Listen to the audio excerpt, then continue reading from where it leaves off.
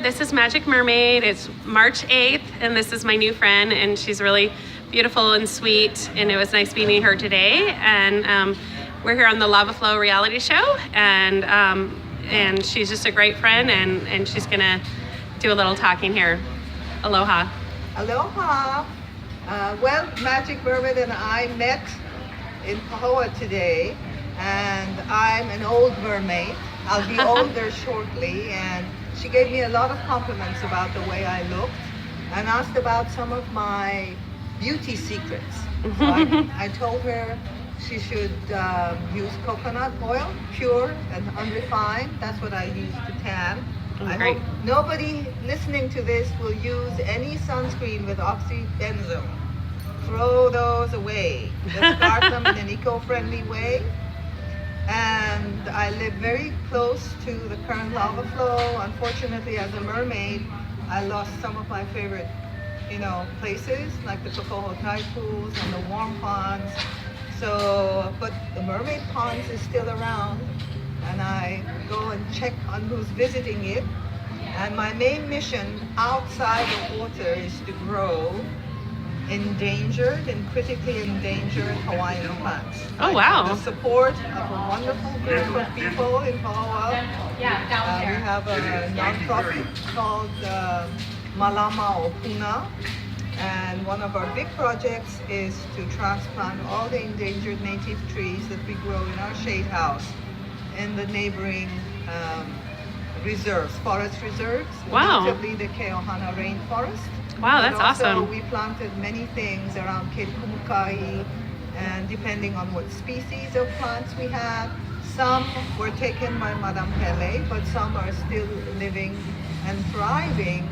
I've been a vegan also since the age of 10, and that's because I love all creatures, big and small. I think it's a healthy lifestyle, but most important of all, it's absolutely crucial for the health of the planet, because as it's now clear, methane gases emitted from industrial meat farms, pig farms, cow farms are one of the main contributors to the greenhouse gases.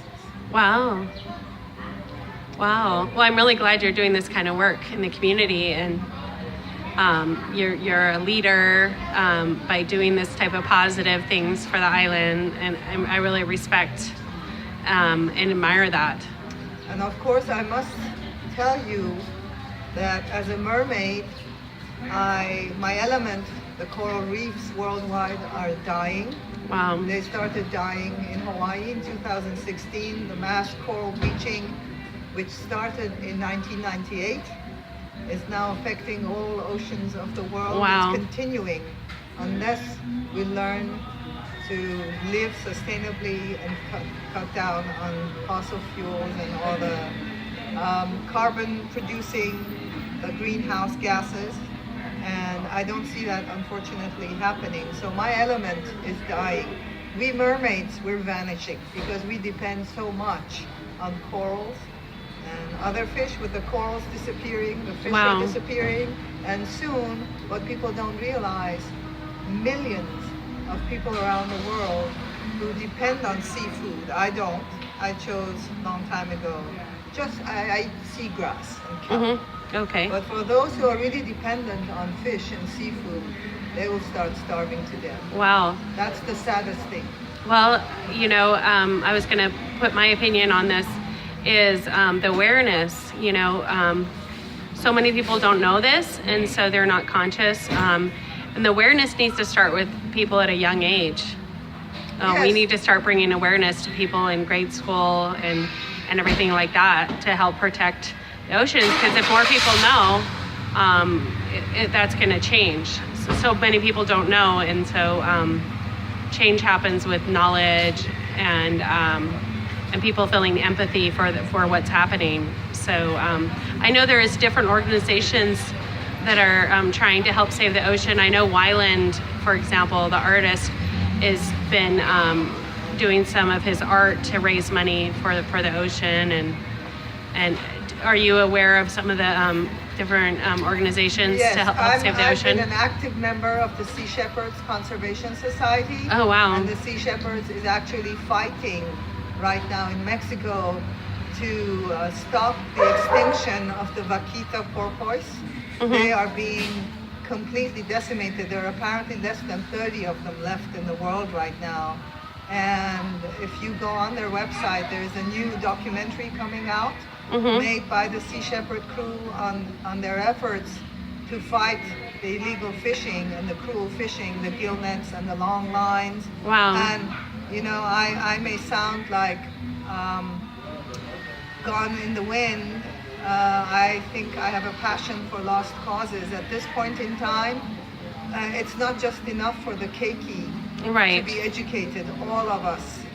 Time is running out on the coral reefs. Right. And I am unfortunately not pessimistic, but realistically I think we will be losing them, and soon we will have oceans that look like gigantic lifeless swimming pools. Well, and the future of diving and free diving would be probably in gigantic aquariums where they grow coral fish artificially and put some fish in there. Well, that is really sad, and I'm hoping that we can make a difference while we still can. And right offhand, I know it's not easy to come up with some ideas that could just help the average person come up with ways that we can make a difference. I know there must be ways that like one person could make a difference. And can you think of anything? There certainly is in everything that we do, our daily lives. Please, one little example: when you go and order drinks, order them without straws, because even the biodegradable straws, you know, when they go through the conveyor belts, they accumulate and they fall off. Just reduce your trash. Okay. Reduce. More recycling. Abide by Okay. this. Go off the grid. We're off the grid. You know, right now, time has run out. You know, so you being can't buy less a wasteful. car, yes. Find less new stuff. Hybrid or electric car, drive less, carpool more. The way we brush our teeth, the way we shower, the way we brush our wash our dishes, use biodegradable products. If you're living and farming, I hope you'll do organic farming. There's more work involved. You may lose some of your crops, but then again, the benefit to yourself, to your health, to the health of the planet, you're investing in that. Just remember, what's cheapest is not necessarily the best. So